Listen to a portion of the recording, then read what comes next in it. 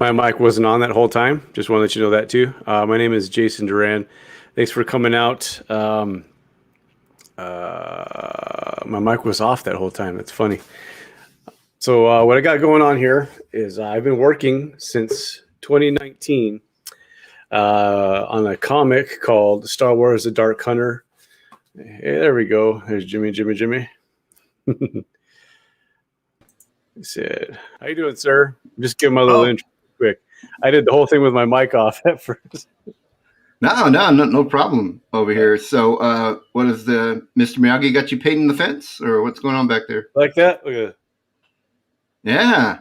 Like that. It looked like a real fence. I know, it's like a pop-up going on, and Wow. that way, they can go back and forth, and you won't see my kid on his VR headset. It's a force projection. Oh, that's so awesome. Very good. So I was just telling all those viewers out there just now that I'm working on Star Wars comics. I figured I'm like obliged by the heavenlies, I guess, to do something on Star Wars Day, because it is May the 4th. And Jimmy told me that he's like the biggest Star Wars fan in the world and has all these opinions on Star Wars. So that's why I had him on the show today. How you been? I'm actually the biggest Slave Leia fan. Not Star Wars. That was it. Gotcha. I get it. Yeah, doing pretty good. A lot of people are actually. You're not alone. I bet you're not alone. Yeah. So I'm a pretty big Mon Mothma fan actually. So. Yeah. So I got you on here today. I got a little itinerary here. I kind of drew up last minute. I got some stuff that I want to talk about, and then we're going to talk about you, and then we're going to talk about Dragonrage. That sounds cool. All right, and then we'll look at some artwork pretty soon here. There you go. In my background here. I paid some guy to draw that for me, so not my style. But anyways, so since you're here already, I'm just going to go to the segment with you because I was going to try and like have some Star Wars filler action here. But I think it's better if we just use what we got. Because I was going to, have you heard any of the drama right now with the Star Wars universe? Oh, no. I have my nose to the grind. Like I'm just drawing Dragonrage. And that's me too. Every now and then I break off and I watch some kind of commentary video on YouTube with some of these creators and different things that people are talking about. Gina Carano and Kathleen Kennedy, the High Republic, the Jon Favreau faction, and all that kind of stuff. Yeah. And I'm like, I'm going to sit over here and let you kids fight it out. I'm not going to just throw like opinions in. It's just it's in a weird state of flux right now. There's people are calling it a civil war at Lucasfilms and different things going on. So, oh yeah, man. I mean, the big chief retired. He just gave up he sold the tribe, and he sold it. I mean, there you go. There goes your leadership right there. Now it's in chaos, but yeah. So that's what the thing with the May the 4th is. I didn't have much happiness to talk about when it came to Star Wars. Oh no! What? There's tons of great stuff. I don't think we should let the politics that are going on right now in Star Wars disrupt, the joy that we've had in Star Wars for the past 40 years. I mean, I love. Go ahead. Yeah. Go ahead. I love going back watching the films. I'll go back. I'll watch the films, the animations. I reread some of the comic books and everything, and I just go through and just love what I love. And these guys can figure out whatever they want to do over there. But I just hope they keep putting out product, because I'm gonna keep watching it. I love the Mandalorian. I love them exploring that part of the Star Wars. I think that's great. Yes. And then there's talk of different. They're expanding the universe. I think it's great. But I don't know about you, but back when I went to go see The Phantom Menace, I was so excited. I stood in line for like 4 hours. Really? I watched the film and I left feeling weird. Like I cheated on Star Wars. It was like I went in and like well, it looked like Star Wars, but it didn't talk and act like Star Wars, you know? And now it's crazy because now this new generation, they love it. They love it. And they've got me to rethink, the way I look at that film. Yeah. Well, I'm a pretty optimistic guy. Like when I seen the prequels, I was like, it's kind of fun. There's some cool parts, Like we like that ending sword fight. That pod race was pretty awesome. Yeah. The different parts. The last half hour of Attack of the Clones was pretty cool. Oh yeah. The battle royale at the end was just great. And then Revenge of the Sith had all these different exotic locations and different kind of clone troopers. And to me, it was like cool. It wasn't until I got on the internet that I realized that I'm supposed to hate the prequels. Before they were serviceable. Yeah. And so then now I'm like, okay, well, now they take a critical look at it. Yeah, it's kind of that way. But I'll always have that soft spot for the original trilogy. Because when I was a kid, we had a VCR. It was like this 2-section one. One section was the power unit, and it hooked into the tape player unit. And you go together, and we had like 3 or 4 movies, and that's all we used to watch. We used to watch Star Wars like all the time, Enter the Dragon, and I think we had the Deer Hunter, but my parents wouldn't let me watch that by myself. So there's 3 movies. I remember that movie. Yeah. So those 3 movies ad nauseum, over and over again, especially the first 2. But we like knew every line. My mom just wanted to rewatch it. She just loved the ending, Wow. That part where Han Solo comes back and, there you go, kid. And A New Hope. Yeah. It's always like, yeah. He came in always. Yeah, and, he had that awesome entrance. When I started watching later on, I remember when Darth Vader made his decision to toss Palpatine off the bridge, and I was like, that was pretty awesome. And Empire Strikes Back for me, I was like, it was kind of like a more adult movie, I thought. So I was like looking at it, had some cool stuff in it, but I didn't register with me until I got older how good of a movie it was. I instantly loved Empire Strikes Back. Yeah. But what do you think about, the way that you said you didn't realize that you were supposed to hate the prequels, and the way today's generation, 20 years later, they love the prequels. Do you think we're viewing the current Star Wars with that same kind of eye? Do you think, maybe 20 years down the road? I do think in some sense we are. Because I've seen all the 3 sequel movies, and there's things to like in them. There's things to like in them. But what I don't like is people feel the need to tear down what people already like, saying that what we give you now is what you're supposed to like, and then if you don't like it, it's because you're A, B, or C, or D, or whatever. I just objectively didn't like The Last Jedi at the end. That feeling you got after the prequels? Yeah. That's the feeling I had after The Last Jedi. I didn't know, because my kids were there. I wanted to stand up and start throwing out cuss words. Like, what just happened? This is the second movie. How come everybody's dead already? Where are we supposed to go from here? So I don't know what was going on, but I was like, let's just get out of here. I got to stew on this a little bit. I had this feeling like it was a beautiful spectacle kind of a movie, but some of this, my brain was picking at some kind of cognitive dissonance, saying there's something that's just not right here. And I can't put my fingers on it, and for the life of me, I don't know where they're going to go from here. But and then I watched the last one, whatever that was, The Rise of Skywalker. Yeah. And I was just like, man, this is just like ADD. like you need ADD to follow this movie, because it just keeps like a quest for a quest for a quest. And I guess it's kind of cool, but it really was. You're right. It was. You were like, we're on this quest, and you're like, whoa, wait, but it got derailed a lot. But that's my favorite Star Wars movie after Empire. Of course, it's I still like The Force Awakens a lot.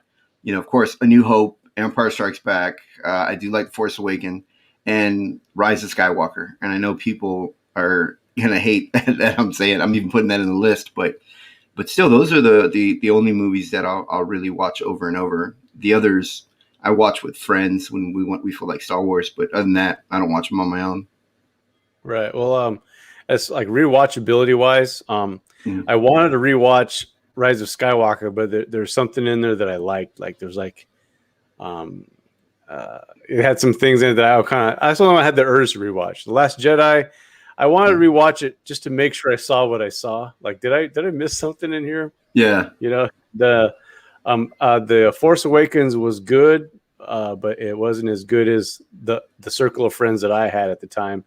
I was reading a lot of expanded universe Star Wars novels. Oh, yeah. Trading ideas with people, evaluating them. I was writing my own fiction. I had my own saga with my family as the characters, you know? Wow. And so I was into the fiction part of just all the way back to New Jedi Order, Fate of the Jedi, Legacy of the Force, and all the side novels, the video games, the Force Unleashed. I was into all that stuff. And then they turned that all off, made it non-canon. Yeah, and non-canon. With something. So I kind of already went with a kink in my neck to a lot of the stuff. I will admit.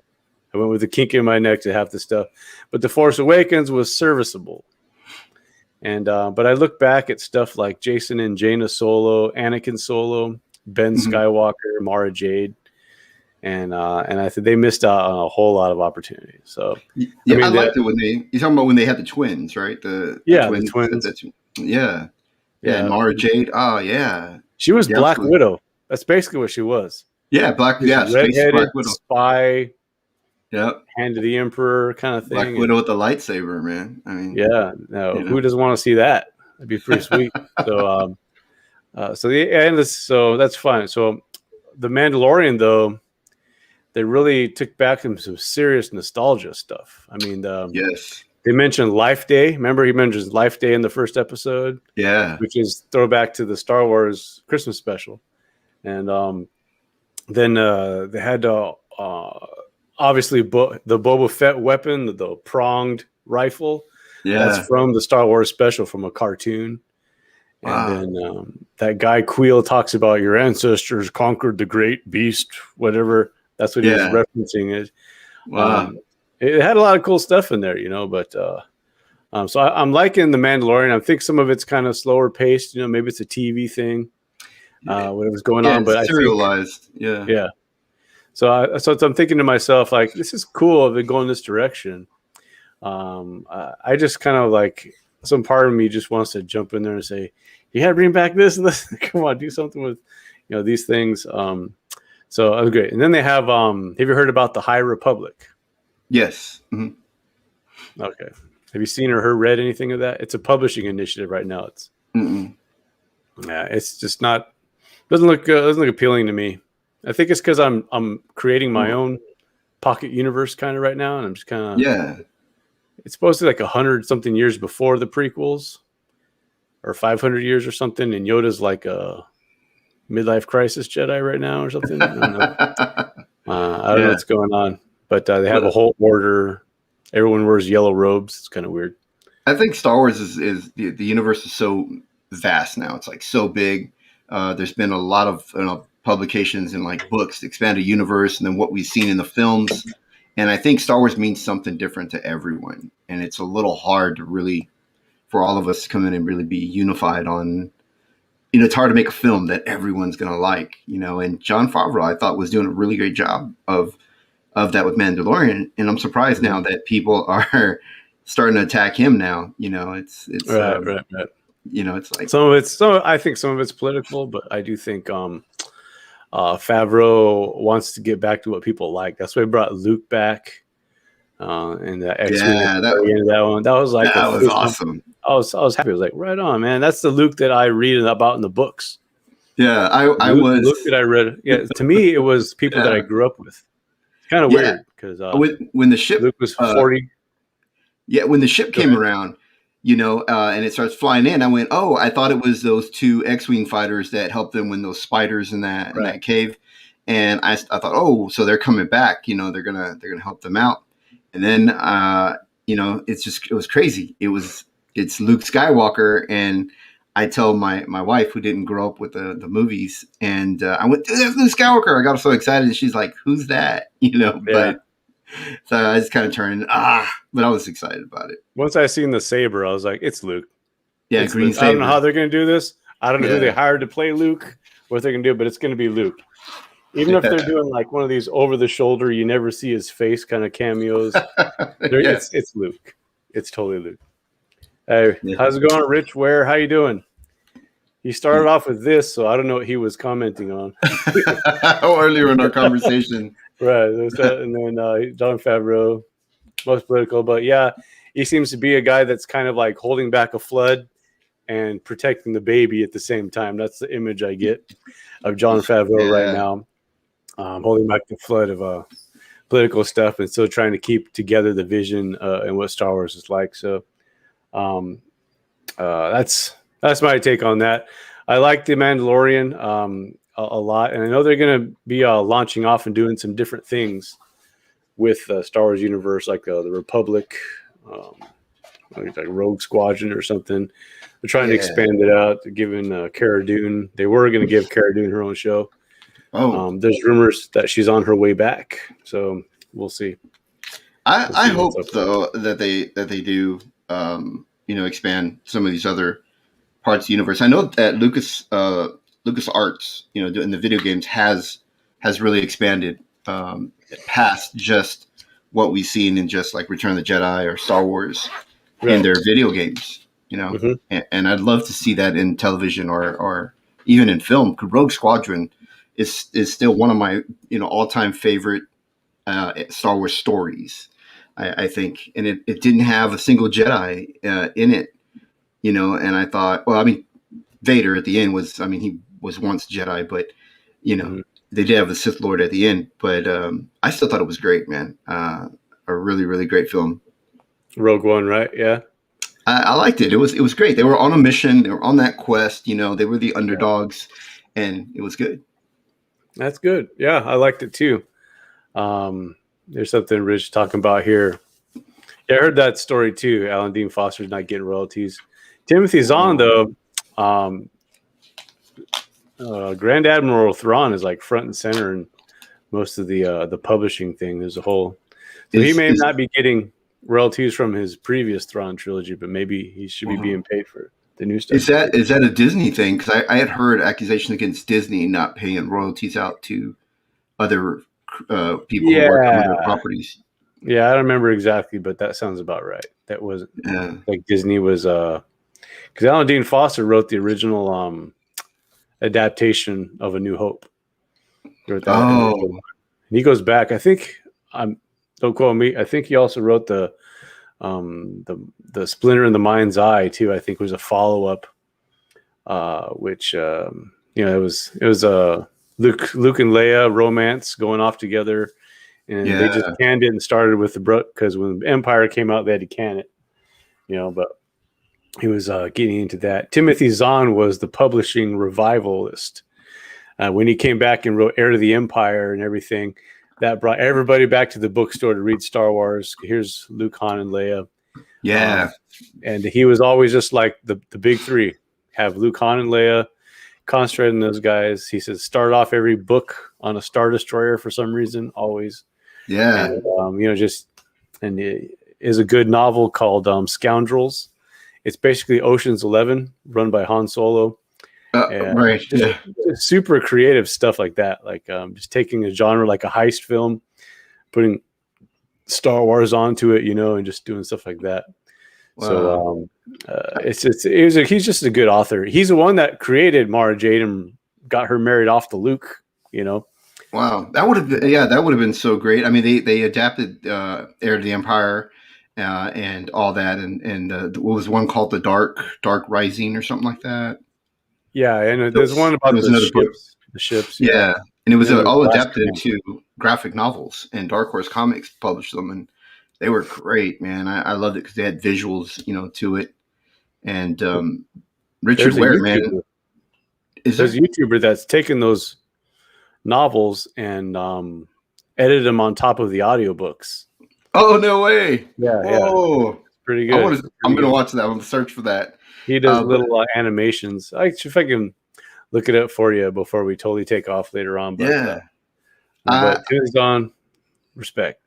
I was telling, I was looking at Richard Ware, what he's saying there with Thrawn, and I remember that, I expected to see this like blue character in the uniform, blue skin character in the uniform, and we didn't see it in the in the new films, film 7, 8, 9, and instead they showed us the old carcass guy sitting on the throne, and I was Right, right. the space zombie guy, and I thought, well, maybe that's going to be fun or something, but yeah, I was disappointed. Right.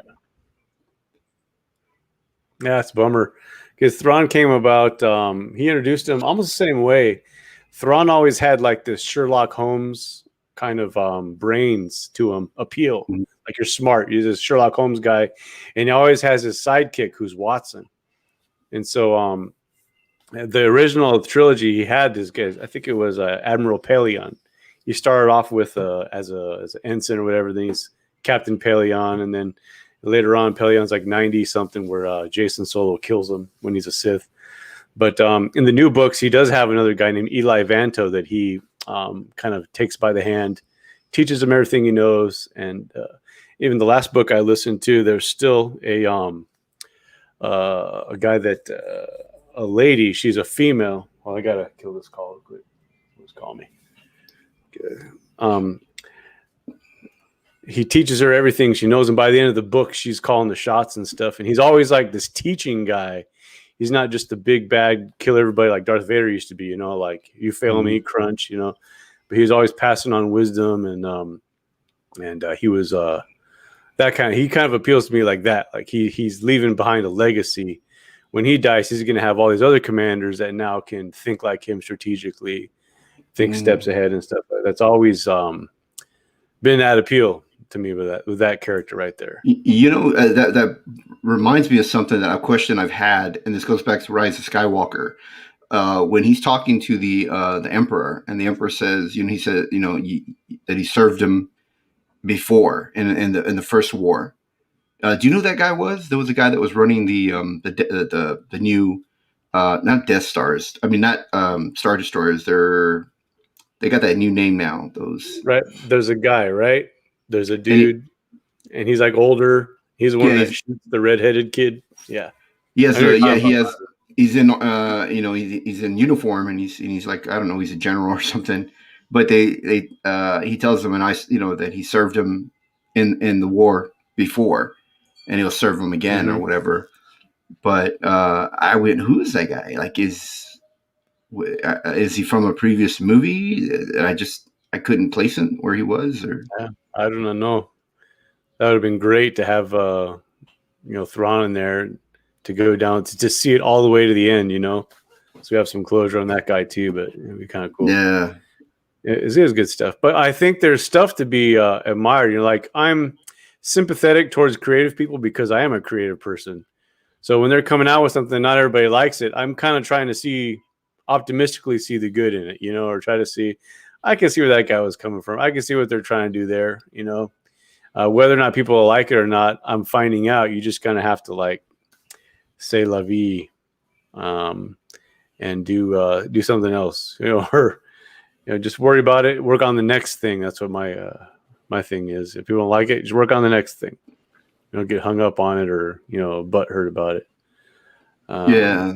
I wonder if they were trying to do not General Hux. The guy above General Hux, right? The guy above General Hux. The guy that shoots General Hux. Yeah, the guy that one. And he's an older gentleman, and he tells the Emperor, I was loyal to you in the first war or something like that, and I just didn't know where that was referencing.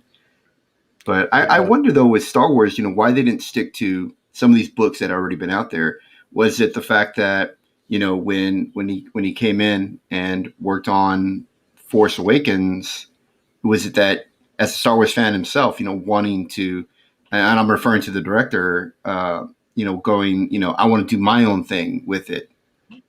Right. Instead of following what's been there in books. Okay, so I was kind of not really on the inside, but semi right there. Really, before The Force Awakens came out, all they had was the books, right? Yeah. So I injected myself into the book reading community, the Star Wars books community, and it was really my opinion, a feminist takeover happening in the book sales thing already. They were already talking about, they're already kind of painting all the other authors as, sexist, blah, blah, blah, and then protesting it and stuff. And all us guys that like the manly novels, were being harassed a lot. And so what I heard was, I made the comment like, why are they going to, throw away 25 years of literature to try and start something new? And then immediately I got a bunch of responses back from all these women. And the answer I got from everybody was, it's so they can give the new creators the most opportunity for creativity rather than having them slaved to all these books and stuff, which to me, I was like, that sounds like a canned response. That sounds like something someone told you to say. So you just slap that down. So now my opinion, what's going on here is that you had Kathleen Kennedy come and say, well, we're not like the Marvel Universe. We don't have all these, stories and books and comic books to reference off of for new stories. Coming up with something new is hard. And like everyone like me was like, what are you talking about, lady? I've been reading novels. I've been collecting Dark Horse comics. Yeah. I've been like obsessive about it. Trying to tell me there's no reference material. Why is the Marvel Universe successful? Is because they're doing classic stuff. They're doing the Age of Ultron, right? Yeah. They're doing the Infinity Saga. They're pulling these things up, and you missed it. She swung at the ball, she missed it. So that was my perspective at the time, because all these guys, the Star Wars fans, were all readers. They would go to the cons, they would go to these book signings, all this stuff, and that's the only Star Wars you really got, And then later on, that's where all the scuttlebutt was coming from, that book community. So that's where I had my ear on the wall there. But once it started, after The Force Awakens, like the audiobook came out at the same time as the movie. So instead of watching the movie, I listened to the audiobook, and they killed Han Solo. I was like, oh, I figured someone was gonna die, but not that guy. And in the recent, older interviews back when the movie was coming out, Harrison Ford was stating that he thought the character it was time for the character to go. I don't know if he just didn't want to play the character anymore, or felt the character's story was already ended. So it sounded like back to Empire, though, right?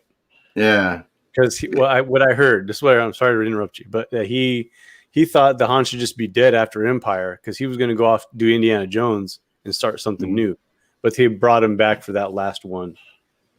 Yeah, he did have a really awkward role in the last one. It was a little kind of, I think it was just there for the fact fans, just to please the fans. Yeah. But so I kind of agree with Harrison Ford a little bit. But Rise of Skywalker, I'm not Rise of Skywalker, but when Force Awakens came out, it could have gone anywhere. She still could have been a twin. It could have kind of just tweaked a few stuff and still worked it in there. And it was such a great film. I see why it made, $2 billion, worldwide and at the box office. And that's a lot of money, and it was pretty successful. But I don't know what happened Force Awakens. Either a lot of people blame it on, the new director coming in and just going, forget what you're doing. This is what I think Star Wars is going to be. And he did a lot of things in that film that they did bug me in The Last Jedi. What bugged me in Last Jedi was when Luke Skywalker when he got milk, like it was, like it was a little Dairy Queen Frosty or something, just like, and that bugged me. And I don't know why. I'm going to say this, and people are probably going to hate this, but I don't know why the Porgs bothered the heck out of me. I don't know. They felt there's just too many cute things, and they were, that's what they're called, right? Pogs or Porgs or something. Porgs. It was too much for me. I just couldn't. Do you know that I have Porgs in the Dark Hunter? Oh, are you serious? Oh yeah, you posted on our channel. You brought some in, some pages. They're hanging upside down, and they're cooked like fried chicken. Yeah, I think you showed that page in the on the live stream. Yeah, and then I was okay with. I know when I forget her name, because I didn't really care for the character with the purple hair. Not the actress, but the character itself didn't really interest me. But when she went into warp. I shouldn't say warp because the Trekkies are going to be like, "What you said warp in Star Wars?" When they went into hyperdrive or whatever, like, and she goes through and blasts, through hyperspace. That didn't bother me. I thought it was kind of creative. It was visually, it was really appealing. But I remember when we walked out of that theater, so many people. That was the big thing that bugged everybody in the theater watching it. Mm. And I mean, I'm not sure about you, but you're talking about the Force Awakens, right?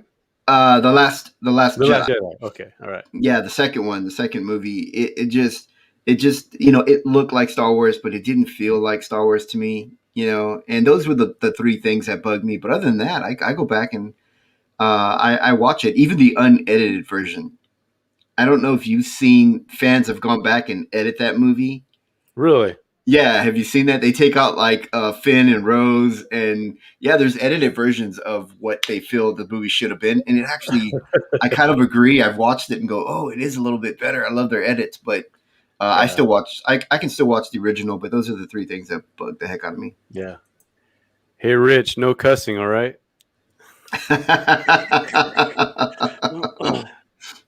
Yeah. So, but you know what? Yeah, as far as if you wanted to, they got us with the nostalgia bug, right? In Force Awakens, because everything cool nostalgia was in there, and then they grabbed the nostalgia book and punched him in the eye in front of like, you know what I mean? Yeah. Admiral Akbar, floating out in space. Admiral Akbar should have been the one to fly into the other thing. Yeah. But that would have been awesome. That would have been like, hey, it's a trap, right? You should have said that right before it hit the thing. He's all try to repel firepower of this magnitude, and and then what they did with Princess Leia, the whole Superwoman thing in outer space, that was Poppins. A bit, yeah. It was a bit odd to me. It was a bit much, especially the visuals, the way they do it, all the the frost and everything's on her, and it was a bit much for me. Right. No, Rich, I meant by saying Admiral Holdo in the chat. That's Holdo. So that was her name. Her name was Admiral Hoda. That's right. The purple hair. So what was I going to say? I just lost my thought. Oh yeah, you know what I was wanting to see was at least Luke, Han, and Leia together on screen at the same time, one last time before Han and Leia drove the flew the Millennium Falcon off into a sun to save the day, right? That's what I wanted to see, or like what I wanted to see was Luke and Han, or like Han and Leia trapped on a roof somewhere, blaster fire everywhere, and then here comes a ship, lands behind them, and here comes Calrissian. What have we here? That's what I wanted to see right there. But instead, what they did was they put the classic and original characters on a hook to bait the original fans from 40 years ago. They bait us in, and then they wanted us to then try to get with these new characters. They paved the way for these new characters and the next generation of fans. But what they did to our characters and the love that we had, it just felt disrespectful, to the fans that were there 40 years ago. Yeah. I feel like they're telling me you don't matter. Yeah, and they built up these characters. Yeah, they built up the new characters, and they did some things with them so quickly that we didn't have time to to get to know these characters and fall in love with these characters. And it was just, it's a bit messy right now, but but there's still some original stuff left around. I love that. I mean, and then so they do it again in Rise of Skywalker with Lando. Okay. Lando makes a little appearance. I heard Lando was going to be in it. That's why I was there, man. Yep, I was super excited. And then maybe not. He has a daughter, and and they don't do anything with that character. It's like he just makes such a tiny appearance. She made a tiny appearance. I thought they were going to build more on the Lando and the daughter thing, but yeah, it was. It's pretty messy right now in the Star Wars. When I watched if anyone's out there, you want to read a good book or listen to an audiobook, there's Star Wars. It's called Star Wars Legends Allegiance by Timothy Zahn, and it is about butt-kicking stormtroopers. It is about, let me know if this sounds familiar. It's about a stormtrooper guy who's told they invade a place. They're told to massacre innocent civilians, and he doesn't fire his blaster. Mm. He gets pulled back. He gets confronted by his commander, and the guy pulls a gun on him. He's like a pencil neck geek kind of investigator guy. Pulls his gun on a stormtrooper, and somehow the gun gets turned around and blows him in the stomach and dies. Everybody watches it happen. His squad, him and his 4 guys watch it happen. Yeah. They decided they're going to cover this up.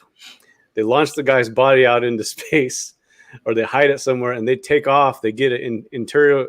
Basically, it's the CIA of the Empire. It's called the ISB. They take off a ship, and it's got extra uniforms, credits, fake IDs in it. These 5 guys go off and decide to do what they joined the Empire to do anyway, which was to fight crime and bring justice. Doesn't that sound cool? Dude, you had me right away. I went, holy cow! Like that's what they should have done with Finn. Like that would have been, and it'd be great to see stormtroopers that can actually shoot, and that were really cool. Instead, the stormtroopers we saw were clones, and they were just watered down clones off, the original bounty hunter, and it just they got dumber and dumber. And then there were kids that were forced into things. They weren't properly trained. They were just like mine camps or whatever. And stormtroopers were, they were just kind of like, okay. I used to love the stormtroopers as a kid, and then as an adult, I went, oh, they're just these clumsy, bad soldiers. And even in the Mandalorian, they're kind of crazy. Yeah. Although the Mandalorian brought in those robotic stormtroopers that I thought were pretty Death Troopers. Yeah. No, well, yeah, that's right. The Death Troopers, they were in black. I thought they were human. They brought the robotic form of them, right? Weren't they soldiers? The black Death Troopers, and then the robot version of them were so cool. Yeah. So there's all kinds of elements that he took from the expanded universe, like that, like the stormtrooper that wouldn't fire his gun. There's a part, where Finn is injured and Rey picks up the lightsaber and defends him. That goes way back to Tales of the Jedi, Nomi Sunrider and Ulic Qel-Droma and all those way back there. Rise of the Sith Empire. Her husband's a Jedi.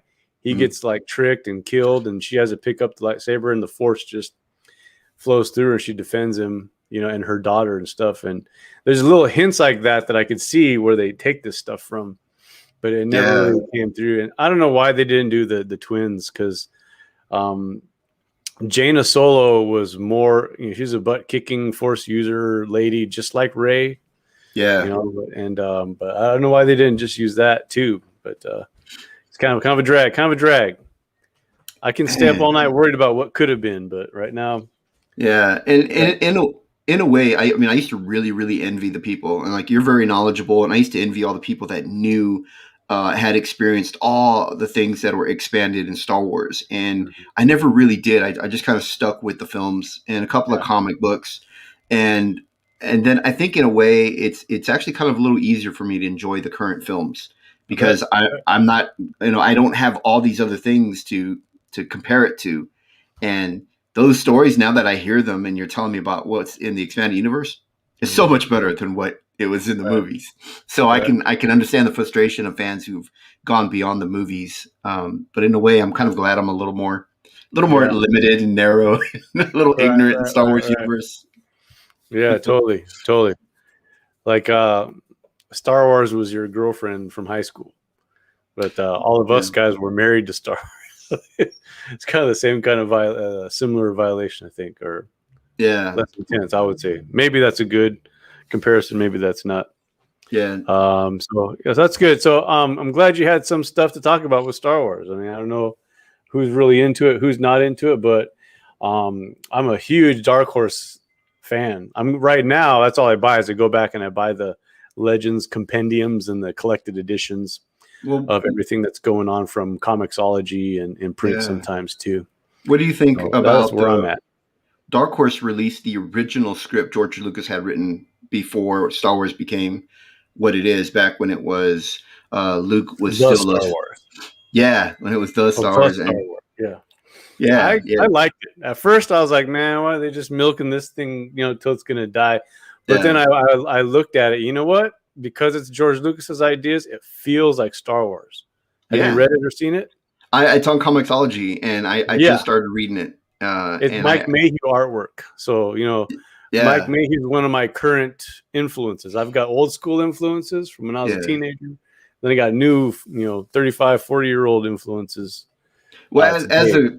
as a creator myself, and we're creating our own universe and our own characters, it's nice to see what was originally what Lucas created, as opposed to what was published, in the film. And I like to see that evolution of how the character has evolved, or what could have been. And because we're going through that ourselves, where we've got Right. the characters that what made it in the comic book in Dragon Rage are different than what I started sketching and what we were really starting to write. Right. Uh, they've evolved and have adjusted and changed, and we flipped some names on characters. So it's really neat to see that. Okay. With Oh George yeah. Lucas. So I'll tell you what, Jimmy, let's do this. Let's talk about Dragon Rage for a little while, and then we'll talk about the Yeah. Dark Hunter later, right? And we'll show some. I got some artwork here I can show if you got a screen you want to share or something. Right now, for the next couple minutes, why don't you just tell us about your campaign that's going on right now, and then we'll talk about Dragon Rage, the universe, etc. Yeah, definitely. Okay, so I shared my screen there. I don't know if you wanted to show that on there. So we originally we released a campaign for our comic book that we created called Dragon Rage. And Dragon Rage, I'm a fan of Star Wars, so you're gonna see some Star Wars influence. Definitely George Lucas, Willow, Dragon Slayer, all that stuff that came out in the past from the '80s, all inspired me in fantasy. So I didn't grow up with fantasy and the same norm everyone else did. So my dragons, are different. They're not following the same kind of rules. They're not like Smog, where he's protecting this pot of gold, or dragons are, this, that don't really have depth to them. And in this world, the dragons really are characters. Really, they have these emotions and feelings, and it's a really neat thing. Plus, of course, there's the dragon rage. These dragons all can go into this rage and become the most destructive force, on a planet. And so it's a really neat thing that we explore in Dragon Rage. But Dragon Rage starts out with a female lead character, kind of like what we were talking about here, how Star Wars, had Rey and a bunch of other things. We have a female lead character. Her name is Nuri, and Nuri has this ability to become this dragon. And she's orphaned. She doesn't know her family. She doesn't know anything about her past. And so she's taken in by this kingdom called the Kingdom of Black Cliff. And they bring her in, and they kind of weaponize her, and she's like a weapon of basically the kind of the protector kind of thing. But her past starts to catch up with her, and we kind of find out along the way a little more about her past, why she can become a dragon, and that there might be other dragons out there, because in this Dragon Rage, it's at a time where the world hasn't seen dragons in a while. And so when they find Nuri, there's just one massive weapon who has this ability to be, can unmatched, and so they use her as a weapon. But then turns out there might be another dragon, and so she gets caught in this like political war. It's a great story, a lot of depth and everything. So we put out the first issue, and we did our campaign. We funded in 30 days. We funded 200% of our goal. So I was super excited that we made it. We stopped the campaign, went into production, and we got the book done, fulfilled the book. We sent it out. And if you guys haven't seen, last night, my wife and I were watching Jason Duran open his book. I opened up his box, and we got to see him. It's the first time I've ever seen Jason quiet, is when he wore the mask. You put on the mask and just stood there like, it was so awkward. I wanted to okay, I got a mask. I guess I should wear the mask. Yeah. Yeah. And then you just stand there like a kid in his second grade school picture, like with your mask, Yeah, I get pretty awesome. snarky when I get off of work. I just walked in the door. I'm like, hey, did a package come? Because, a couple packages came for you. So I seen it was the PageOne tape on there. So I was like, okay, here's my phone. Record this. I love how you show off. I love how you show off that spork that turns into a sword, and it was just You're like, yeah, I got the spoon, and then you flip it over, and it's got a hidden blade in there. I'm like, whoa, Grandpa, that's a Yeah, yeah. yeah, My grandpa never had that kind of spoon. It was yeah. I got all kinds of cool stuff. So I was watching last night. You guys were doing your another stream, mm, and you guys funded this thing in the first day. I mean, times five, right? yeah, yeah. I think it funded in under an hour or about an hour or so. It funded right away, and we did a soft launch again where we said we're going to launch on May 3rd, and May 2nd we launched a few hours early, and it funded before May 3rd. And so on May 3rd was the official launch, and it's picking up steam. People are starting to, recognize, that they're looking at it going, whoa, these guys have got something here. Mm-hmm. Because, the people that have, like yourself, that have already received the comic book, they're giving feedback and they're starting to talk about what they think about the story. And so far it's been just positive, positive feedback and reviews. So that's bringing in interest, for more people. Yeah. And I don't know if you're into the D&D world, but we also have an offer to do a D&D 5e supplement. So for those that want to, go even further with Dragon Rage and bring it into their D&D games that they do, That's that's pretty gonna, awesome. yeah, that's already in the works. Pretty cool. And so we're super excited how Dragon Rage is just, picking up momentum. And I mean, the Rage is released, man. It's out there. It's out of control, Right, that's awesome. Yeah, because my kids like that stuff. Like they always want to play D&D on Saturday night, after I get home from work and my last day of work sometimes. So we had this whole thing. We did like a family D&D setup just to get everybody in the same room at the same time, Yeah. And I just kept snoring, man. We've been in the living room, and because it's not like my headspace really, but my boys love it. My son, my Yeah. youngest one, listens to podcasts where they talk about all this D&D stuff, and they'll have conversations. My two youngest boys back and forth talking Yeah. some foreign language. I have no idea what they're talking about.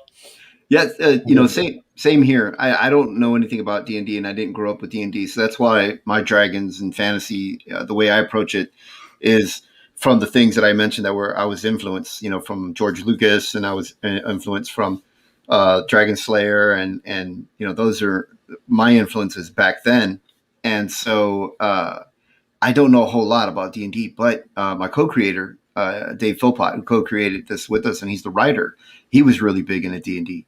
So he's speaking the language with the people that are making the proposal to us to Okay. do this new D&D thing. They're talking about all the stuff that's going on. I just go, I'm just kind of in the back, just observing and observing, and I just, I'm lost in that world.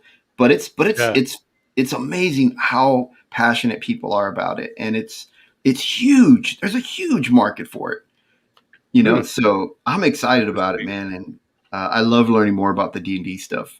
Yeah, that's a whole other thing you could bring into Yeah, into the universe, I guess, as a whole D&D thing. That'd be sweet. yeah. I mean, we are getting support from all areas. We have David Finch, who's well grounded, well known in the comic book industry, and he's up there, talking about how much he likes Dragon Rage. He's drawing the characters. He loves drawing, the characters, and we got David Finch up there promoting, and we've got a new artist named Jazz Singh who's just picking up.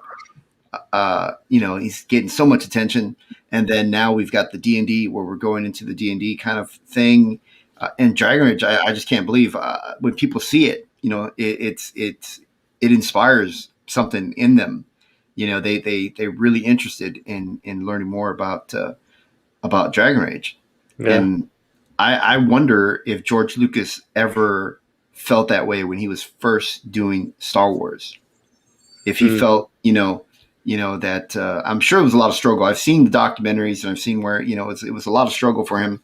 And I know he went through, I think, a couple of things like a divorce and stuff in the middle of Star Wars, but it was pretty tough. And that's kind of how we are right now. We were creating Star Wars, and we were just doing our best work. It was a lot of work. It's a lot of struggles. And now that it's out there, we're going, oh, wow, we're onto something, Mm-hmm. it's good. And I don't know if it's ever going to be as big as Star Wars or Harry Potter, but I'm just happy that you got the book, a couple of the other guys, and everybody's getting the book and the interest in the book. I'm happy where it's at right now. But if it ever does get really, really big, you got to start doing a fan based comic book. No, I'm just kidding. We need that's when we know we're big. Yeah, I know. So let's talk about one thing that happened to me is I put it out there for people on the Discord to do fan art, and I'll publish it. Do fan art, publish it and stuff. And so someone did publish. They did a drawing of one of my characters, and I was like eyeballs out, like, man, they dialed in the gun, all this detail, the pose is awesome. And Wow. What's it like to see people draw your characters? Man, it's for me, it's a little bit of sweet and sour, a love hate kind of thing. Because I'm a big fan. I love Dave Finch's work, and I'm also a fan of Jazz Singh's work. And watching these guys draw Dragonrage is so amazing. The way they tweak little things on the character, and they just add little details here and there, little bits of their style into the characters.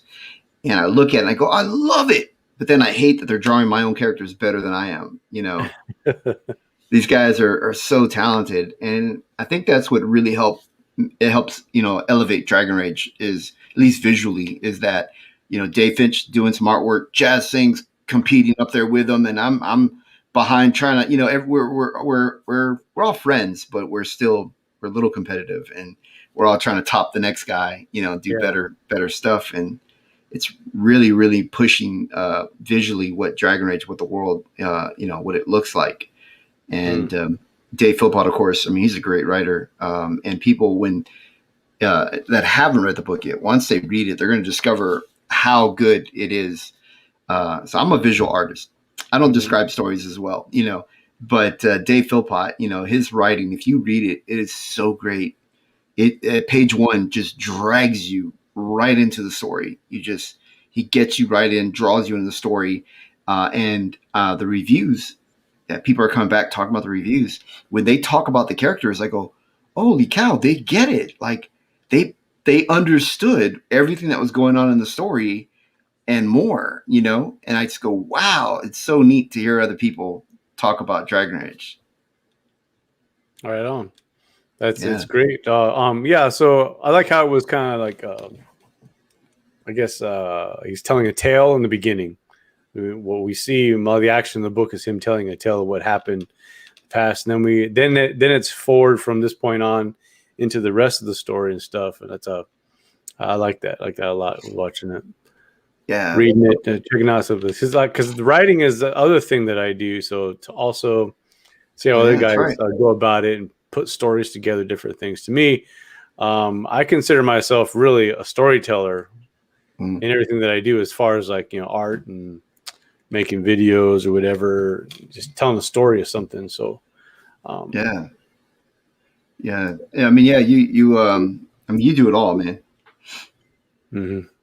Yes, Rich, we do. Go make some people subscribe. Well, I tweeted out the. I saw the tweet. I appreciate the link, so we can draw some people in, hopefully. Yeah, what I've noticed about streams, sometimes people watch them later too. Yeah, they're archived, and people sometimes they don't catch them, right away. But yeah, they'll come back and watch. And Star Wars is huge, so if that's your primary, topics, it draws in a lot of people. Yeah, and tying in fantasy goes right with it, because it's space fantasy, Star Wars.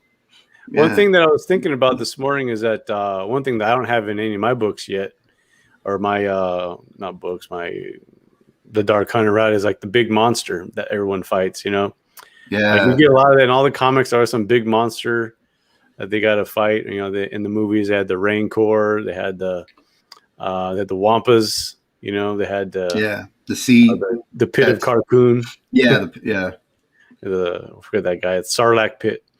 So there's always something they're fighting, and they always, in the comics, always threw some new monster in there for them to defeat, as well as the bad guys. But the dragon thing, that's what made me think about that. That's what I'm missing probably, is Gid. That has a third one off.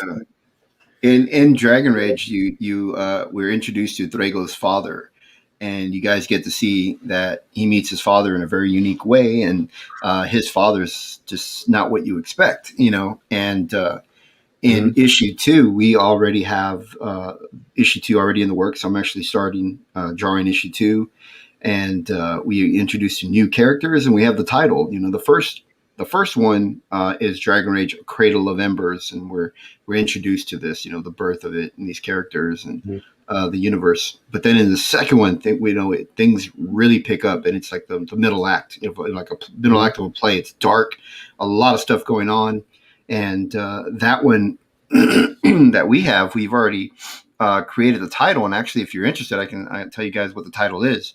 Sure. It's called yeah. So each book, you know, book one is A Cradle of Embers.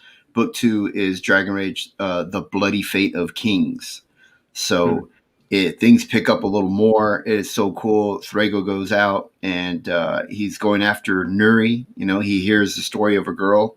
Well, hears that there's a dragon. He doesn't know that it's a girl turning into a Mhm. dragon. So he's going out hunting a dragon. And Thrago's who we see right now on the screen. Mhm. And so in the Bloody Fate of Kings, man, it's really really cool how things pick up. You know, like I said, new characters. It's really cool, and we haven't officially announced the title name yet. So this is the first time. You know, I hear Wow. I hear Privileged. myself say it. The Bloody Rage of Kings. Is that what you said?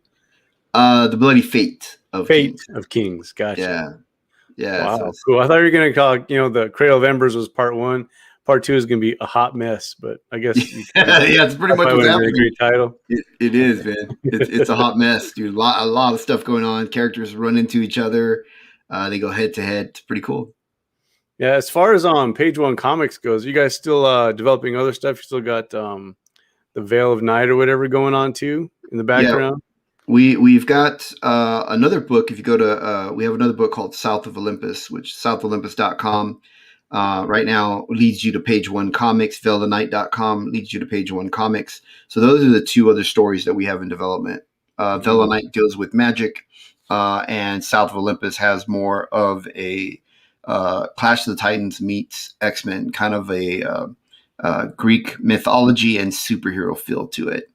And that's the one that Jazz Singh really is primarily focused on, but he's helping out on Dragon Rage, Right. and he's developing the characters, you know, visually. He's designing and tweaking some of my original designs, and I can't wait to show off that stuff, man. He's doing such a great job. Yeah, it's awesome. That's awesome.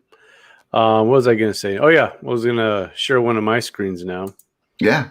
We're throwing. I got some art to show. I got some. Where's this at? Here we go. All right. So I'm sharing the screen. I'm sharing the screen. All right. I gotta drop my files in here. So I think this is all Dragon Rage artwork. This is all Dragon Rage stuff here. So. Blip, blip, blip, blip. You published a couple of my pinups, or the stuff that I was involved in, at least. So it was Yep. good. I appreciate that. So first time I've been published Oh, for like, is it really? yeah, the dude just starting out. Yeah. I thought you were joking when you did the unboxing. You mentioned that, and I went, "Oh, I thought you were kidding." Well, if you count Webtoons as published, then no. But as far as on paper, bringing the thing to work, showing people, hey, check this out, is what I did. So saw this Oh, guy. I paid Ricky. This is Enrique Pena. I Ricky actually Pena. paid him money to do a cover for me for the Dark Hunter, which I'll show off in a minute. Wow. It's pretty darn awesome. Where they're at.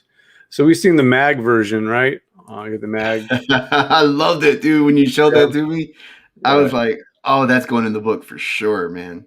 Yeah. So I, we used to read all kinds of muscle magazines, and this is what they look like now. There's just all like, it's all celebrity based workouts Yeah. and stuff now.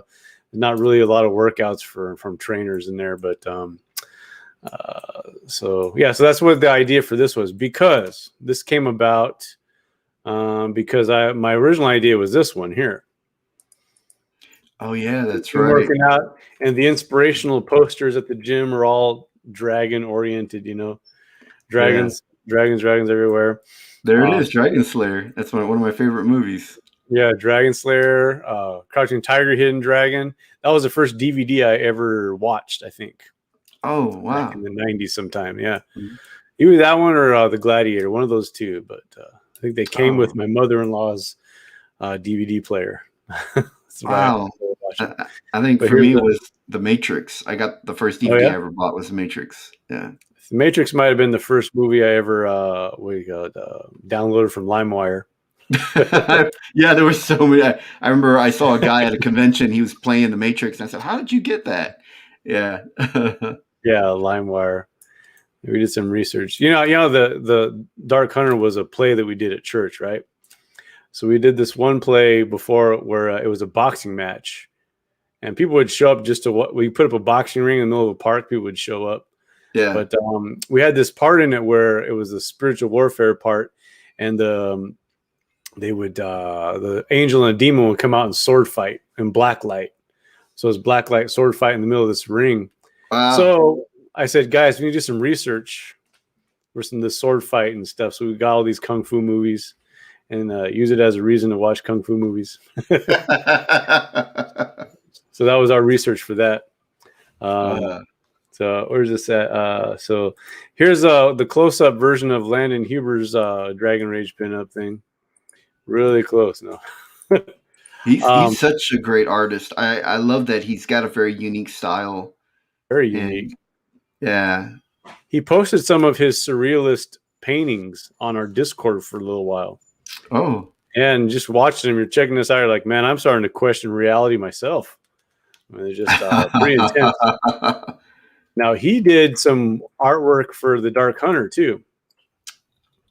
Oh. He did it as payment for this. Like, I said, can we just do an art trade, Mhm. Like, I'll color this for you, and then you can redo a page for me later on. And I'll show that in a minute, but that's how this worked out. Yeah, he wrote me and said, this is the first time I said, hey, your work's going to get published in our fan art section. And he wrote me and asked, can you please use the colored version? I love what Jason Duran did. And I said, yeah. And he goes, and make sure Jason Duran gets credit in there as well. I said, oh, yeah, absolutely. And so he really wanted that as opposed to just his work there. He wanted the joint effort you guys did together. Yeah, he's a pro. He takes things really serious. I think for that he gave me a painting, said I want you to use this as a palette, so I use it as a palette, and then he started sending me. He even had to send me a swatch of a color I couldn't find. He found a swatch of a color, said use this for the sky. He's really into. He knows what he wants. So look at your screen here. You can show us something here. What else here? Oh, some of the interior artwork. If people are interested in what the interior work looks like, this is actually the opening page, and it's really great. I love the dialogue, the interaction between the characters, and you kind of get to see that something's happening right in the bay. These marauders are going after a hell ship. As they're approaching the bay, the kingdom sends out a hell ship, and they just start blasting it. And it's really, really great to kind of just see what's going on. But then they realized, they had no idea this kingdom is protected, by something. Right. And so they run into that, and here's its protector popping out there. Aha. And it's blasting them away, and things get. And I just love. Go back up real quick. I had a question for you. Yeah. To the net, those guys, they're not on the ship, right? They're on the coast. No, those are on the ship. Those guys are on the ship. Okay. Yeah. There's 3 different ships. Yeah, we're skipping pages. There's pages in between in here, okay. So that's why you don't want to give away the whole thing. So. Yeah. I didn't put the consecutive pages. There's maybe like 3 or 4 pages in between the pages here. But just to give people a rough idea of what it would read like, what the artwork looks like, there is slight nudity, but I mean it's not gratuitous, and it's just part of the story, that's in there. It is fantasy based, and so we rate it at 13 and over. There's no full frontal or anything like that, but when you become a dragon and you change into dragon, you're not gonna like Hulk out and have these magical shorts that it's the Incredible Hulk, right? Basically, yeah. In real life, you'd have to go to Walmart every time he wakes up from being the Hulk. Yeah. So for her, I mean, afterwards, maybe she's exhausted after becoming a dragon. It takes a toll on her or something, and she's resting afterwards. But her clothes. It's tough to have clothes that would, that you can constantly, be ripping through them. So we just thought we'd add a little more realistic stuff in there in the comic book. There's a lot of great characters in the first one. We introduced quite a bit. We also get a backstory, introduces you to how Nuri met her little companion, which is a fennec fox. And we get to meet him. Twist. That was a good little twist at the end there. Oh, yeah. Really happened. So, yeah, I get it. Yeah. I love the approach that Dave had, where it was kind of like a fairy tale. She's telling the it's a great story and how they meet and everything. And I think you guys really like it. Adam Lawson, the creator of the Kill Journal, said it's a real tearjerker. Put a tear in his eye reading it. He loved it. Yeah. It's pretty sentimental story. That was Mark Goldfine, right? Mark and Sarah Perryman. Yeah, Mark Goldfine. God, he did fantastic work, and then he disappeared. And I don't know where Mark is, or I haven't heard from him. But Sarah Perryman, I love her coloring. I love what she did on it. Do you know she did some coloring for me? No. Yeah, I had to fork over some bucks, but I think it was worth it. I'll show you. Oh, she's worth every penny. She works really hard. Very professional. I mean, she was such a pro working on the backstory for us. And she's a newcomer. She's fairly new, and she just did a really great job. Easy to work with. And we want to bring her back for more work because, someone like that, you want to keep them, keep them working. Well, I had this sequence in The Dark Hunter where the force ghost of a lady that Terrace killed comes back to visit him. Wow. Yeah. So she does a lot of that fantasy, ephemeral kind of characters, Yeah. Where, so I thought she'd be perfect for it. So, oops, wrong one. Here you go.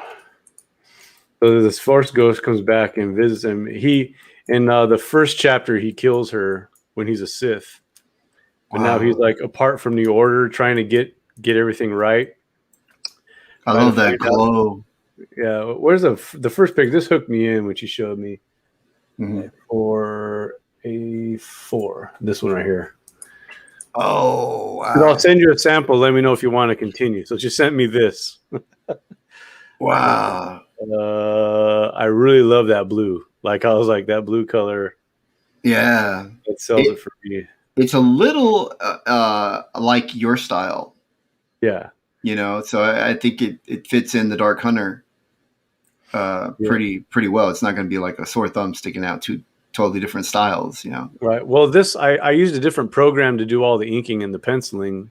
So the whole thing was a whole experiment. It was a switch over to something that I haven't really done before. And so the reference model for this is my little sister, Tiffany. Oh, yeah. Yeah. So. Wow, that's awesome. That's kind of what I did in Dragonrage. The scene where Nuri was laying down naked. I actually had my wife lay on the floor in my studio so I could draw her. That's my kind of kryptonite with drawing is women. Like I just so first I'll trace. I'll do a lot of reference, but if I have to draw one from memory, they get a little out of proportion a little bit sometimes.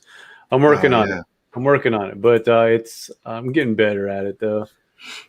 So I got some pictures, some face shots of her, and some of these I just straight up traced. My sister, I've seen her my whole life, so so there's a little Terrace family shot here. He figures out he's not who he thinks he is, and he has a family somewhere he didn't know about, an upbringing he forgot. He's totally brainwashed, so it's kind of crazy stuff. But what was I going to show you? I was going to show you the other Landon Huber art that he did for me, because we did that art trade, and there's a sequence in the beginning where the characters are being attacked by the Sith, right? Oh, wow. So this is the original. This is the Jason Duran version. All right. So the soldier guy, he's the Sith are in his head, and he's having like a head trip right now because of the dark side. Yeah. So this guy, he's seeing all the soldiers and the two women. They're all atrocities of war, and he can't do anything about it. That's kind of what he's saying right now in his head. Wow. The teenage Jedi Padawan, she's got some body horror going on, and she's a Wow. prophetic. She's a seer, kind of a Jedi. It's her gift. So the lightsaber in the chest is actually foreseeing the future. And then here's my version of a woman. So I was like, you know what? Why don't you redraw this one? Because he's got that surrealist kind of take on everything. Yeah. So this is you saw the pencils he sent in, or the inks, the finished stuff, and he went oh the metal on this. Wow. The guy, the same kind of a feel, but a different artist comes with something different. That spider is wicked looking. Oh yeah. And you look underneath it, and it's got like something dripping off of his stomach, and yeah. And he kept my eyeballs with the horn eyelashes, Mm-hmm. but now she's kind of telling him, shut up, it'll be okay. So this is the color version. It is the first time I did anything in Photoshop. I never color in Photoshop. Wow. But he gives me a 11 by 17 at 600 DPI, and Procreate can't manage that much. Different, but so the idea is she's calm amidst the storm, and the other two who are not Jedi are just kind of like giving their mind over to the fear, kind of. Yeah. And then the next page it goes back to normal, and we're all good again. Dude, that is such a great. I mean, visually, and the colors really help separate everything. Yeah, and it really just add clarity to it, and it looks so great, man. I love it. I love the teeth around the eye. I think that's so fierce, man. That's a. I mean, Landon. I don't know where Landon gets these ideas. He's pretty twisted. Yeah, that was my idea actually. Oh, it was originally in there. So yeah, I said you keep the. That's the only thing I insisted on. It's kind of like she's growing weird. She's just like it's body horror. You don't want to grow that junk. You're a girl. Yeah. Teenager. Nah, I don't like that. And then just she's being like grabbed and what do you call it, restrained and stuff, and she's just watching stuff happen. So it's kind of that same kind of thing. But yeah, so he did that for me, and that was cool. So now I'm going to show you my covers now. I told you I paid Ricky Pena to do one for me. Yeah, I'm excited. I want to see that. I haven't seen any of his work outside of what he did for that Dragonrage art contest. Let's see which one pops up first here. So I'll go through it. This right here, this is the chapter 2. We'll go to chapter 1 first. Chapter 1, I penciled this, and Pete De Silva inked it. Whoa, okay. Okay, he inked it. And then this guy on the David Finch Discord, his name's Felipe Araujo. He colored it. Oh. So this is the original crew of Sith from the very beginning. That Terrace, the guy in the middle, he's the main character. He was a part of this crew of Sith. They used to go around and just kick butt and deliver Jedis to their destiny. So is that his, like his beard? Is that hair on his chin styled like that, or is that no? That's a face tattoo that his master gave him. Oh, okay. When his master claimed him as his apprentice, he force lightninged him and scarred him for life. So that's going to be part of the plot at the end, but don't tell nobody, right? Okay, so yeah, here they are with their weapons, and they're kind of posing, and the big bad is hanging over everybody. So that was kind of. I paid the guy to color it too. I was putting it out for volunteers, but if you want to get something good, you got to kick down some cash, Yeah, that's true. So, and I had this idea given to me by. See, when I first started, guys in the church were like, "Yeah, we want to help," and but some of them didn't last like 30 minutes. They couldn't draw a page, and they just gave up, or are way too busy. So yeah, I said, but they had a lot of ideas. So the guy gave me an idea here, and I just took it and kind of ran with it. And so this is the chapter 2 cover. That's the thing we run into. We meet so many artists who are like, they submit the work. I want to work with you guys. I want to work on Dragonrage. I want to work and I want to be in comics. And then we're like, at the beginning, we said, okay, we'll try. We tried out a few people to do a short story, and they just could not come through. And the one that finished it and completed was Mark Goldfine, and a couple of others. Just so many people want to be doing this, but they just either they think they can and they can't, or they're just school busy or whatever. But it's so hard to find artists that can complete it. Yeah, I know Rich. So if you know, the guy's name is oh gosh, I realize his name. I'll think of it in a second, Rich. But he always does all kinds. He's like a concept artist. So I had him color that painting because he does armor really good. You can notice how the Sith's armor was all shiny, looked pretty sweet. He did it pretty good. So I picked him. But this is all me. This is from pencils to inks, all digital. Taking my friend's concept and kind of just running with it. And then Terrace, he's the guy in the background with the gun now because he had to go bounty hunter since he wasn't force powered anymore. And everybody's hunting him. This is him falling. So that's not the guy from the Old Republic? Yeah, so the cowboy look from the Old Republic? I'm stealing it. Yeah. Oh. Like the Clone Wars has a guy in a cowboy hat and stuff. So I wanted a good bounty hunter look. And really for the church play, people weren't coming up with any good ideas. And then I had the idea of Polish Shandor. We'll look at him in a second. And he's just all armored out. I don't think you can do that costume live.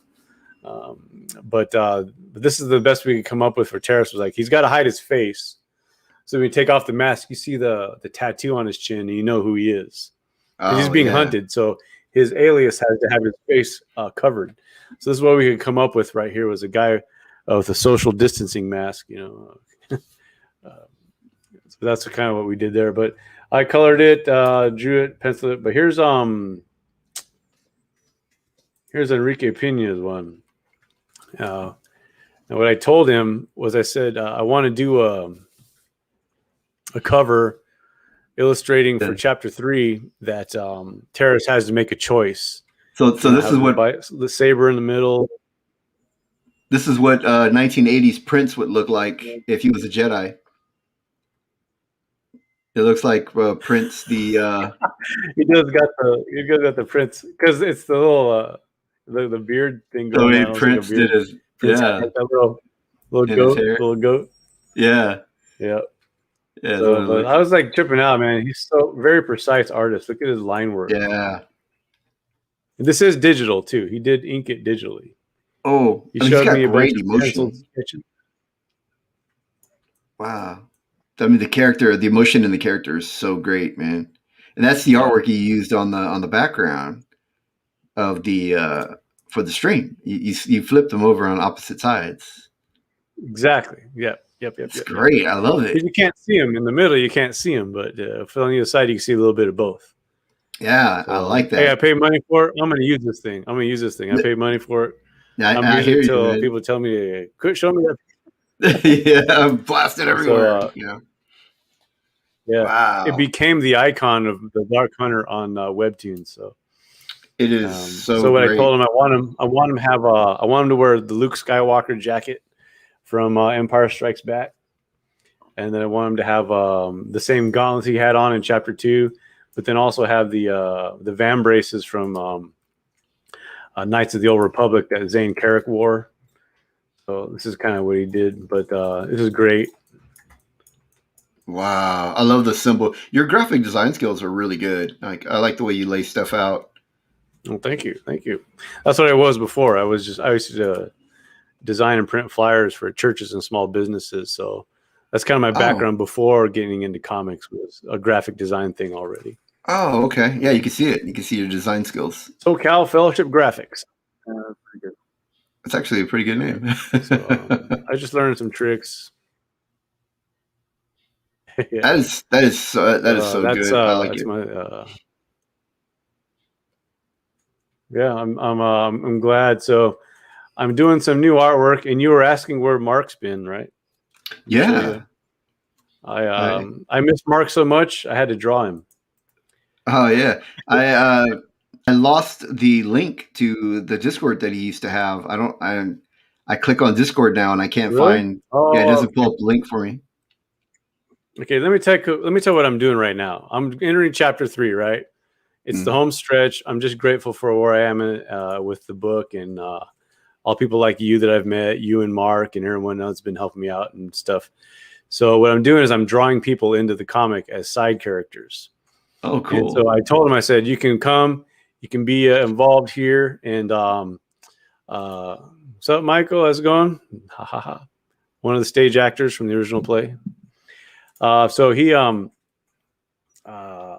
put it out on the Discord. Maybe that's why you didn't get it. But whoever wants to be in the comic, there's all kinds of side characters. I need background people, and mostly I need people to get killed by the Sith in some of their rampages. So this is what I put it out there. So I had a couple responses here. Let's see if you can recognize some of these people. This would be kind of cool.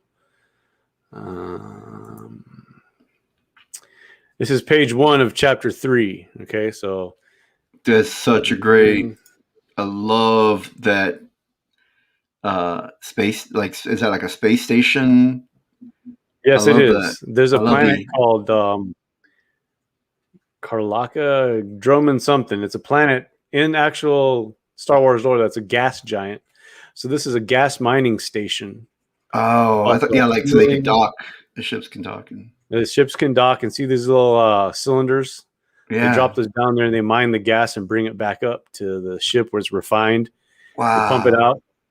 And other ships can come in for repairs and stuff and fuel up. And so, you know this guy is? Is that MD Dangerously? He looks just like MD Dangerously, man. Yeah, he gave me a bunch of reference photos of himself. Oh yeah, dude, that looks just like Luke is his real name. Looks just like Luke. Him. Right, and so what happened? So I used his photos, and he's down here. He's kneeling down to get something out of his little mesh net. It still looks like him. Yeah. I'm telling you. You can still tell. So what happened was I drew this chick right here on the left, just like a no name, and then she looked like somebody at work. So I went to work and asked her, "Hey, can I just draw you? Just give me some pictures, and we'll draw you into this comic." And so she did. So I think it blown out into the vacuum. And watch, here's her. So she, her name's Danira. She was all excited when she saw it. Wait, is that the name of the character or the name of the person? That's the name of the girl. Dude, that is such a great name for a character. I think I'm gonna use it in one of my books. Yeah. Danira. Danira, yeah. So I think I'm just calling her Nira. In the book. So because you know how those TV shows starts off, people are just kind of having casual conversation, and then all of a sudden, boom, everyone's dead. So the vacuum, yeah. So that's kind of what happens is, and her hat flies off. She's there suffocating. See that guy is Luke. He's upside down trying to get his helmet on. He got caught up in the net, so he didn't get sucked out yet. So here he is watching them come in, brutally killing everybody. Dude. Wow. And then the two mysterious people, as the blast shield is closing over the window, the fractured window. Yeah. They're taking off their helmets and he's firing up his stuff. And here's the two guys. There's one more shot of Luke. Like wow. he got his when I lettered it, I'm making him kind of breathe like like he's hyperventilating. Yeah. The atmosphere comes back and these two guys are just you realize, these are part of the Dark Hunter squad. The guys are still alive. He's got the cybernetic arm. He's like the dethroned leader of the Dark Hunters. He's kind of angry. Yeah. Angry. He has an attitude problem. Dude, your storytelling's so good. The camera angles, the way the camera pans and moves, it's so good, man. But I feel like I do stuff like movies. Like I want to make movie shots. Yeah, that's what it is. Great, like storyboards, and it's very cinematic. Like elsewhere, one of those ships that's hooked up via umbilical. Yeah. The other two guys are like, okay, there's another guy from the Dark Hunters, and he's slicing through something. Do you recognize this guy? You may or may not. You may or may not. No. This guy, it's Matthew Weldon. You had him on the show one time. Matt, I know Matt Weldon. Yeah. Junior Radioactive Pro Wrestling Gators. Oh no, that's not Matthew Weldon. That's yeah, I know you're talking about that guy. Now that I see him, he's on there. Wrestling Gator guy. I think his name was Matt Weldon, but I put Gators on his jacket. Oh yeah. I forget what his name is. I haven't seen him in so long. He started Yeah. his own streams, and I haven't been Yeah. able to catch his stream. But yeah, it does look like him. I remember now. Without the beanie, he was always wearing a beanie when I saw him. Oh yeah. Yeah. So this is him, and then he instantly just gets killed by this other Sith guy. Wow. Slams the door on him that he breaks through, and then starts slicing people up. And then okay, so here, so Mark and his wife are the Old Republic video game players. Oh, really? Yeah. I forget his wife's name. She was so nice too. Sophia. Sophia. She was always Sophie? talking in the street. Sophie. Yeah. So here's some other cameos from the comic drawing hangout. The guy in the middle is? Bible nerd. Yep, artsy Bible nerd. Artsy Bible nerd, yeah. You could see it right away, man. I didn't even ask him. He sent me a bunch of headshots of him, all. All for real? He was into it. He was like, wow. Yeah, I'll be a character. So I gave him a major part. I gave him like a major part. These three are big deal in the story right here. So wow. So that's just me drawing generic lady woman. And also the same thing here, like Meg Ryan looking generic lady woman. It doesn't look Meg Ryan. I couldn't get a response from Mark really with like reference photos. Mm-hmm. So finally he got me back and he sent me some headshots of himself. I found Sophie's Instagram. I told him, I said, I'm not creeping on your wife. I'm just finding her Instagram. So that totally looks like artsy right there. Yeah. So when it comes to, when people give me like a reference, I'm just straight up tracing them. I'm not even going to try and be I think that's the caricature guy. Yeah. So you want to be in there, send me a picture. Otherwise, you're going to get my best guess. Like I do with my little sister. So but yeah, so these are all new characters just for this story. It's going to be a 16 page kind of like a standalone story. Oh yeah. It introduces all the themes of chapter 3. So wow. And Richard Ware guessed that it was Artsy Barber Nerd too in the comments. He put that in there. Yeah, he did. Yeah. You get a point. Rich. Well, I've also got to head over to another stream that we're scheduled to be on here in the next few minutes. But man, thank you so much for letting me come over and talk Star Wars, and Dragonrage, and dude, Dark Hunter. Oh man, that is so great. We got to get even more eyes on it because your work is so good. You need to be over at Marvel Comics. Disney. You need to be helping these guys out, man. Dark Hunter is awesome.